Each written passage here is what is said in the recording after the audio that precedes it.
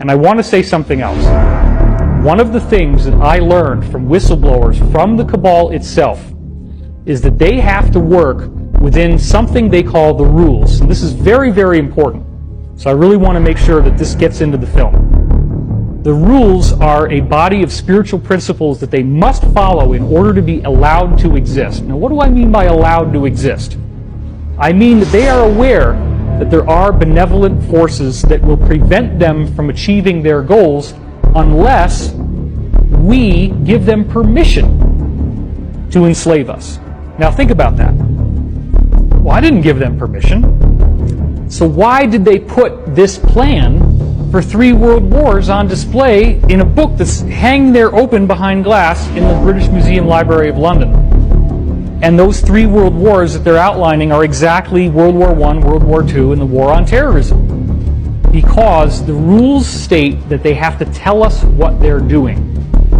Therefore, if we allow it to happen, we have consented to tyranny, we have consented to enslavement. Now, if you get into the secret history of the cabal, this was rediscovered by Queen Elizabeth, the original Elizabeth that we've heard about from the 1500s.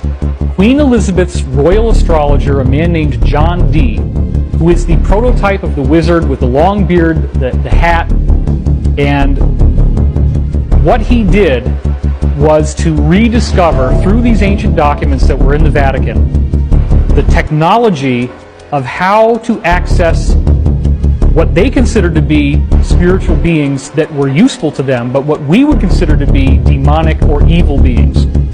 These beings need to be accessed through a very complex set of rituals and ceremonies. You cannot just ask for them to show up.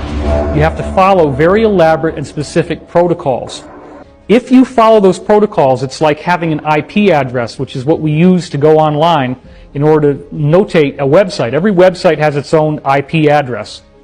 These spiritual beings, such as Baal and Moloch, which they still do ceremonies for today, such as in Bohemian Grove, there is a giant effigy, stone effigy of an owl. That's the god Moloch. The god Moloch goes all the way back to Rome and Carthage, in which they were offering child sacrifices to this god in exchange for power.